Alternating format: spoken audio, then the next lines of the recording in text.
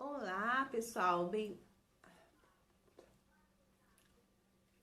Olá, pessoal, tudo bem? Bom dia, né, para todos e todas. Vamos aí para mais uma semana de atividades, não é isso? Nos aproximando cada vez mais do término desse quarto bimestre, dessas atividades de produção textual. Por isso eu peço que vocês não acumulem, procurem ver se está faltando alguma, não é isso? Para não deixar para a última hora, porque isso aí vai ser ruim para vocês ter que colocar tudo em dias, né? Cansativo, acumula com outras tarefas de outras disciplinas, né, gente? Então, tentem aí fazer, colocar em dias. Bom, então hoje a gente vai começar com a finalização do nosso estudo sobre o cordel. Então, para a gente finalizar esse estudo, vou passar para vocês um mini seminário, tá? Então, esse mini seminário, ele é do Ampliando Fronteiras, ele tá no livro de vocês, na página 230 a 231. O tema é a literatura de cordel de autoria feminina. Então, por que trabalhar isso?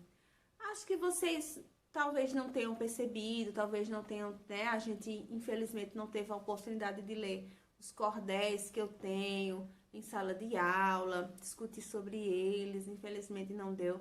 Mas se a gente tivesse feito isso, vocês iriam perceber que praticamente não existe cordel de autoria feminina.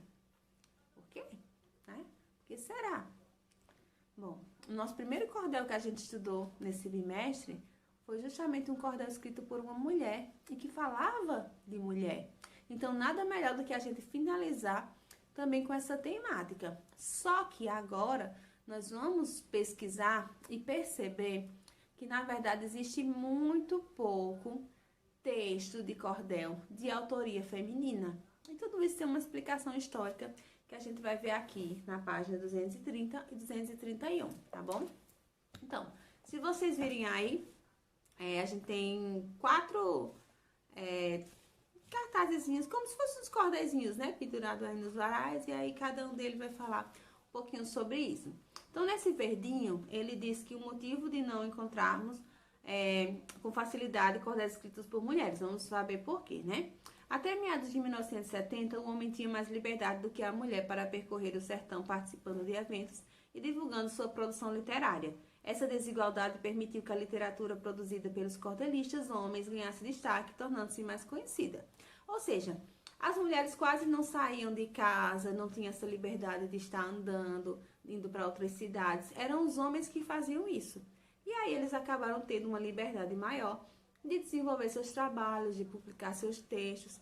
Mesmo que as mulheres publicassem, escrevessem, elas acabavam nem publicando, porque elas não saíam de casa, elas não tinham esse contato, né, com outras pessoas de outras regiões, então acabava se restringindo mesmo ao lar. Então essa é a nossa realidade até 1970. E aí vamos ver o início da produção de folhetos de autoria feminina nesse amarelinho, tá? As primeiras cordelistas brasileiras publicavam seus folhetos com pseudônimos masculinos. Foi o caso de Maria das Neves Batista Pimentel, que assinava como Altino Alagoano na década de 1930. Outras encontravam dificuldades para editar suas produções com assinatura própria. A cordelista Maria Lindalva Gomes, por exemplo, acompanhou a carreira do marido, também cordelista, enquanto não conseguia espaço para editar e publicar as suas produções. Então, o que acontecia? As mulheres começaram a escrever seus textos de cordel e publicar. Só que essa publicação, ela acontecia de uma maneira estranha, assim, né, pra gente de hoje em dia. Porque elas colocavam nomes masculinos como autores. Então, tem várias produções de cordéis que estão lá assinado um nome de um homem, mas que, na verdade, foi escrito por uma mulher. É por isso que não se sabe nem exatamente quantas produções tem de mulheres ou não, porque por conta disso, porque muitas não eram assinadas. Já por quê? Porque tinha muito preconceito. Muitas pessoas, quando viam que o texto era feito por uma mulher, não compravam, sabe? Assim, diziam que não prestava, aquela coisa bem machista de antigamente. Isso acontecia muito, sabe? Então, elas acabavam deixando os maridos, os irmãos, os pais assinarem o cordel por elas, mesmo elas tendo produzido. Agora vamos ver essa azulzinha, que é a publicação brasileira de cordel de autoria feminina. O primeiro cordel publicado por uma mulher no Brasil foi O Violino do Diabo, ou O Valor da Honestidade, de 1938, de Maria das Neves Batista Pimentel, que, como você já viu, utilizava o pseudônimo de Altina Alagoano. A partir dos anos 1970, o cenário começa a mudar. Cora Coralina, em 1976, lança Meu Livro de Cordel, apresentando outras manifestações femininas de cordel. Então, observem que começa a mudar um pouquinho esse cenário, tá? Então, esse cenário começa a se modificar, as mulheres começam a publicar os cordéis. Logicamente, no início não era muito bem aceito, mas aos poucos começou a se perceber o grande valor da escrita feminina dentro dos textos, né, literários, textos de literatura popular, que é o cordel. E aqui na partezinha rosa fala sobre a mulher na literatura de cordel hoje. As mulheres cordelistas de hoje buscam tratar dos assuntos relevantes para a sociedade atual. Falam de questões sociais, filosóficas, históricas, do dia a dia e buscam mudar o estereótipo feminino construído ao longo dos séculos passados. Bem semelhante ao que a gente leu, né, logo no iniciozinho do bimestre. A Rede Mimosine, fundada em 2002, é um movimento nacional que busca divulgar a produção feminina não só de literatura de cordel, mas também de cantorias, repentes e de ilustrações. Então, esses cordéis começaram a ser amplamente divulgados. Hoje em dia, as mulheres já estão tendo bastante espaço na literatura de cordel. Isso é muito importante, isso é um passo muito bom, muito importante para a literatura, para a afirmação feminina dentro da literatura nacional, certo? Então, a gente viu mais ou menos esse panorama, vocês vão responder essas questões aqui. Como é que vai proceder? Você vai responder a primeira e a segunda questão no caderno de produção textual, colocando o títulozinho, certo? Bem direitinho esse título aqui. Responde a 1 e a 2. E a terceira está falando sobre uma pesquisa que vai ser feita em grupo. Nesse grupo, vocês vão pesquisar sobre uma cordelista, mulher. Vão pesquisar um cordel escrito por ela. Analisar a temática desse cordel, né? Fala sobre o que é a estrutura do cordel. Falar sobre a vida dessa autora, entendeu? Então, é simples. É um seminário que vocês vão apresentar a vida, né? A biografia dessa cordelista. E vão trazer um cordel, vai falar um pouquinho da temática e vão ler algumas estrofes desse cordel pra gente. Não é só para dizer o resumo do cordel, não. Tragam trechos para que a gente possa ler algumas estrofes desses cordéis.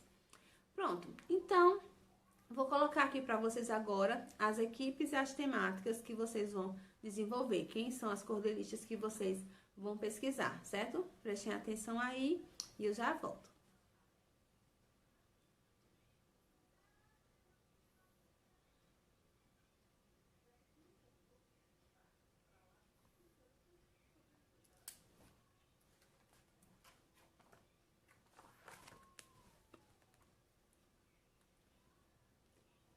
Agora, né, agora que vocês já sabem o grupo de vocês, essas apresentações serão na próxima semana, então se organizem direitinho, não deixem para a última hora.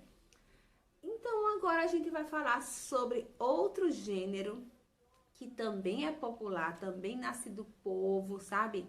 Também tem essa característica de vir do povo e ser escrito para o povo. Muito bom. São aqueles contos que são contados de pai para filho, sabe? De avô para neto.